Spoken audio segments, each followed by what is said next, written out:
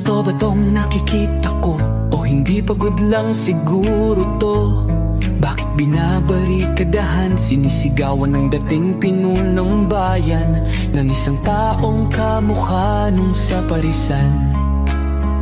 Syudad nila na minsang aktibo sa karahasan, ngayong malinis at progresibo kaysa sa ilan. Sigaw nila siya na ang mamuno para mga durugista ay tumino.